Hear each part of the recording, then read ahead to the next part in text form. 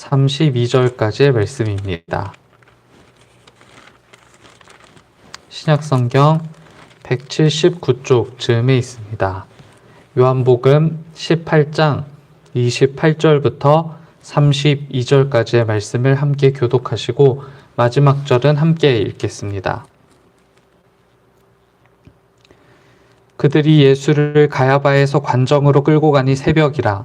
그들은 더럽힘을 받지 아니하고 유월절 잔치를 먹고자 하여 관정에 들어가지 아니하더라. 그러므로 빌라도가 밖으로 나가서 그들에게 말하되 너희가 무슨 일로 이 사람을 고발하느냐. 대답하여 이르되 이 사람이 행악자가 아니었더라면 우리가 당신에게 넘기지 아니하였겠나이다. 빌라도가 이르되 너희가 그를 데려다가 너희 목대로 재판하라. 유대인들이 이르되 우리에게는 사람을 죽이는 권한이 없나이다. 함께요. 이는 예수께서 자기가 어떠한 죽음으로 죽을 것을 가리켜 하신 말씀을 응하게 하려 함이러라. 아멘. 하나님께서 우리가 살고 있는 이 피조 세계를 지으셨고요. 그리고 여기 저란 존재 역시 하나님께서 지으신 존재입니다. 그리스도교 신앙을 가진 사람들이라고 한다면 이와 같은 신앙 고백을 하고요. 또 동시에 이 피조 세계가 타락한 이러한 인간 때문에 지금 역시 함께 신음하고 있다라는 하나님의 말씀에도 동의하실 겁니다. 그런 의미에서 하나님께서는 우리 인간들에게 정말 여러 가지 그리고 다양한 계획들을 각 사람들에게 가지고 계시겠지만 가장 뚜렷하고도 바꿀 수 없는 하나님의 거대한 계획이 한 가지 있는데요. 그것은 구원이라고 이야기할 수 있을 겁니다. 성경은 하나님의 구원 계획을 말하고요. 또 그 구원 계획이 어떻게 하나님의 사람들을 통해서 실현되고 또 실제가 되는지에 대한 이야기라고 할 수 있을 텐데요. 오늘 말씀은 하나님 구원 계획의 절정이라고 이야기할 수 있을 겁니다. 그런데 성경에서 말하는 인간은 대체적으로 이런 하나님의 구원 계획을 신뢰하지 못한다라는 것이 성경의 증언이죠. 오히려 이 인간들은 스스로를 구원하기 위해서 무던히 애를 쓰는 존재라고 성경은 가르칩니다. 아담과 하와는 선악과를 탈취함으로써 그들이 스스로 구원을 이루고자 했다라는 것을 전하고 있고요.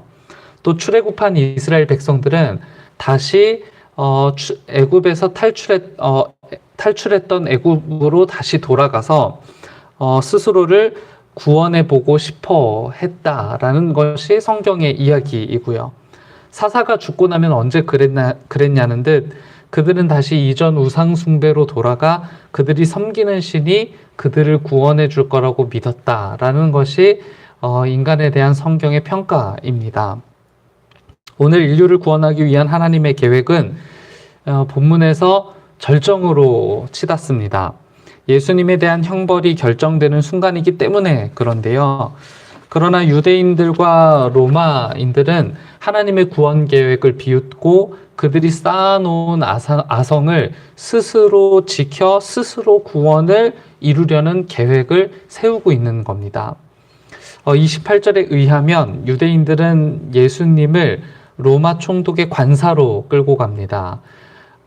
당시 브라이도리온이라는 단어로 사용되었던 관저 또는 관저뜰 정도로 이해할 수 있을 것 같은데요. 그런데 어쩐 일인지 이 유대인들이 로마 총독의 관저로 들어가지 않았다라고 표현합니다. 그 이유를 오늘 말씀은 다음과 같이 전하는데요. 유대인들이 몸을 더럽히지 않고 유월절 음식을 취하기 위해서 들어가지 않았다라고 이렇게 전하죠. 그도 그럴 것이 로마의 브라이도리온은 로마인들과 유대인들 사이에 적대감이 존재하는 장소였기 때문에 그래요. 그러니까 유대인들에게는 이 로마의 브라이도리온이 부정이 타는 곳, 그러니까 부정한 장소 중에 한 곳이었던 거예요. 그러니까 명절을 앞두고 있는 유대인들이 괜스레 어떤 일 때문에 로마의 브라이도리온으로 들어가서 본인들의 명절을 더럽힐 이유가 없다라고 생각했던 것이죠. 당시 그 자리에 있었던 유대인들은 부정한 것을 삼가면서 하나님 의에 대한 당위성을 가지려고 노력했어요. 우리가 저 뜰에 들어가지 않으면 우리가 의로울 수 있다. 또는 우리가 저 뜰에 들어가게 되면 우리는 부정하게 될 것이다. 라면서 스스로 하나님의 의에 대한 당위성을 가지려고 노력했다라는 것이죠. 스스로의 힘과 능력, 스스로의 제어와 율법 소호를 통해서 그들은 스스로를 지키려고 노력했을 뿐만 아니라 그들이 지속해야 할 유대 조직까지도 지키려고 노력했던 것이 오늘 본문의 내용인 겁니다. 그리고 유대인들에게는 바로 그것이 구원이었을 거고요. 유대인들은 그들이 가지고 있었던 계획을 지금부터 무한히 펼치기 시작합니다. 무슨 일로 왔느냐고 묻는 빌라도에게 예수님을 행악자라고 이렇게 단언하죠. 아주 해롭고 파괴적이며 치명적인 인물이다 라고 이렇게 묘사하는 겁니다. 이 역시 유대인들 각자가 속한 조직을 지키고 그들이 현재 누리고 있는 안전을 이어갈 수 있는 방법이라고 생각했던 것이겠죠. 그리고 결국 유대인들은 그들이 목적하고 계획했던 일들이 무엇이었는지를 서슴없이 밝힙니다. 31절을 보면 빌라도는 처벌의 근거를 가지고 유대의 법대로 처벌하시라 라고 이렇게 이야기하죠. 그런데 유대인들은 빌라도의 이런 지시를 듣고서 예수에게 이러한 죄가 있으니 그렇다면 이러한 처벌의 근거를 가지고 처벌하겠다 라고 이야기했던 것이 아니라 섬뜩한 표현을 빌라도에게 합니다. 우리에게는 사람을 죽이는 권한이 없습니다 라고 이렇게 이야기하죠.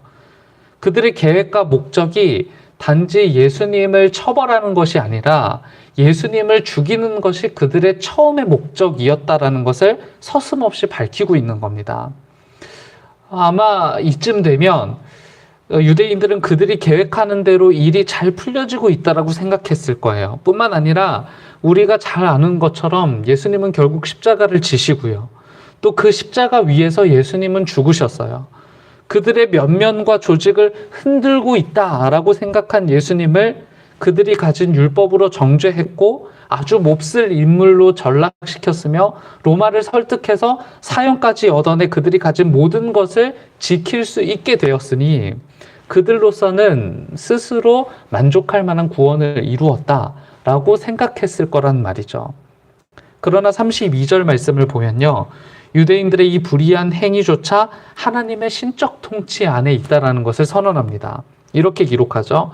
이는 예수께서 자기가 어떠한 죽음으로 죽을 것을 가리켜 하신 말씀을 응하게 하려 함이러라 라고 이렇게 말씀합니다.